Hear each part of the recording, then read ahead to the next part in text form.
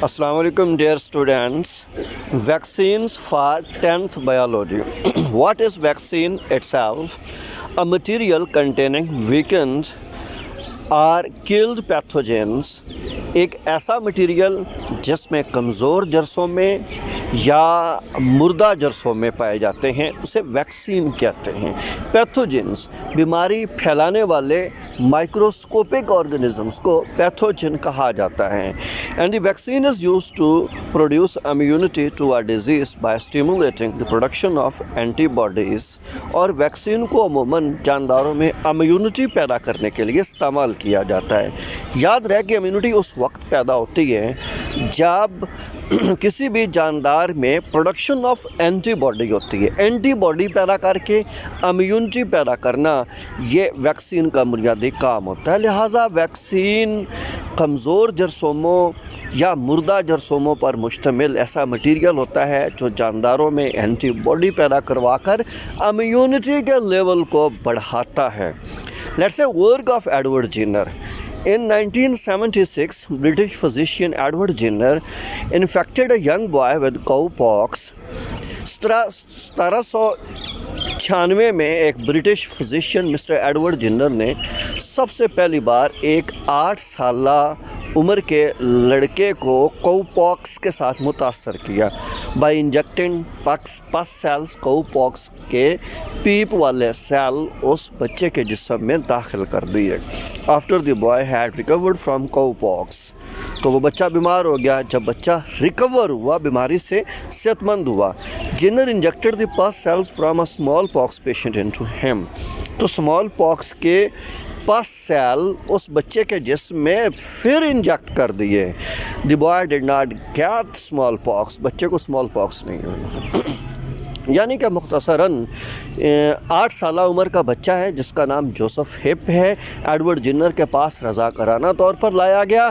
तो एडवर्ड जिन्नर ने काउपॉक्स के पस सेल बच्चे को लगाए, बच्चा बीमार हो गया। तो बच्चे की रिकवरी पे 8 हफ्ते लग गए। 8 हफ्तों के बाद यानी जब बच्चा रिकवर हो गया तो मिस्टर एडवर्ड जिन्नर ने स्मॉल पॉक्स के पेशेंट के पस सेल फिर लगाए। अब बच्चा बीमार नहीं हुआ, सेहतमंद रहा। Result is that so it became clear that intentional infection with cowpox protected people from smallpox। तो रिज़ल्ट ये निकला कि अगर काउपॉक्स ऑलरेडी हो चुकी हो, काउपॉक्स से बंदा बच गया हो, रिकवरी हो गई हो, तो स्मॉल पॉक्स के जर्म्स मुतासर नहीं कर सकते। So vaccination, this method was named vaccination and the substance used to vaccinate was called a vaccine. इस मेथड को वैक्सीनेशन का नाम दिया गया और जिस शय को वैक्सीनेट किया गया है उसे वैक्सीन कहा गया। याद रखिए कि लैटिन लैंग्वेज में वैका, VACCA, वैका काऊ, गाय को कहा जाता है। तो काउपॉक्स गाय की डिजीज़ थी। एक्चुअली जोसेफ हिप को गाय की पस सेल लगाए गए थे, वो बच्चा बीमार हो गया। जब रिकवर हुआ तो उसे ह्यूमन के स्मॉल पॉक्स इंजेक्ट किया गया, वो बच्चा फिर बीमार नहीं हुआ। तो चूँकि बुनियादी तौर पर पस सेल्स काऊ से लिए गए थे, लिहाजा जो मटेरियल इंजेक्ट किया गया उसे वैक्सीन कहा गया और वैक्सीन करने के अमल को वैक्सीनेशन का नाम दिया गया है। मोड ऑफ वैक्सीनेशंस, तो याद रखिए कि जो पैथोजन वैक्सीन में डेड फॉर्म में इस्तेमाल किए जाते हैं या वीकेंड फॉर्म में इस्तेमाल किए जाते हैं, they contain special proteins and called antigens. उनके जिस्मों पर, उन जरसोमों के जिस्मों पर ख़ास किस्म की प्रोटीन होती हैं जो एंटीजेंस कहलाती हैं। What are antibodies?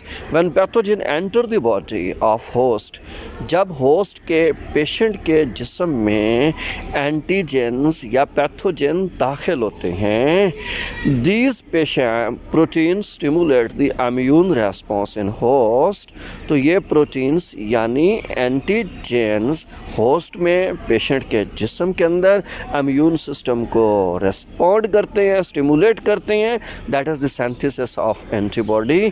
तो एक दूसरी किस्म की प्रोटीन पैदा होती हैं जो एंटीबॉडी कहलाती हैं। Antibody bind to pathogens and destroy them. Antibody बिल्कुल सिंपल सा वे है, पैथोजन के साथ बाइंड करती है, जुड़ती है और पैथोजन को जान से मार देती है। Production of memory cells, in addition memory cells are produced which remain in blood and provide protection against future infections with the same pathogen.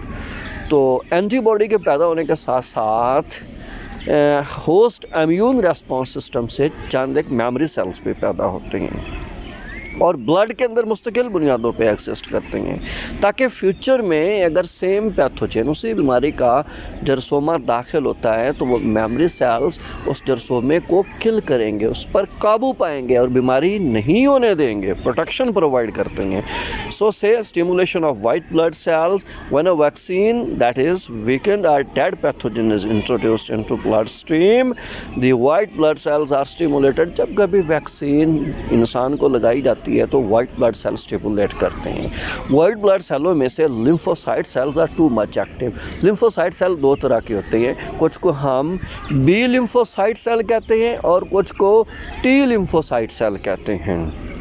First of all हम देखते हैं recognition by B lymphocyte cells. B lymphocytes recognize the weakened और dead pathogens as enemies. तो B lymphocyte cell weakened germs को या dead germ को बतौर दुश्मन एक्सेप्ट करते हैं, बतौर दुश्मन पहचानते हैं and start producing antibodies against them.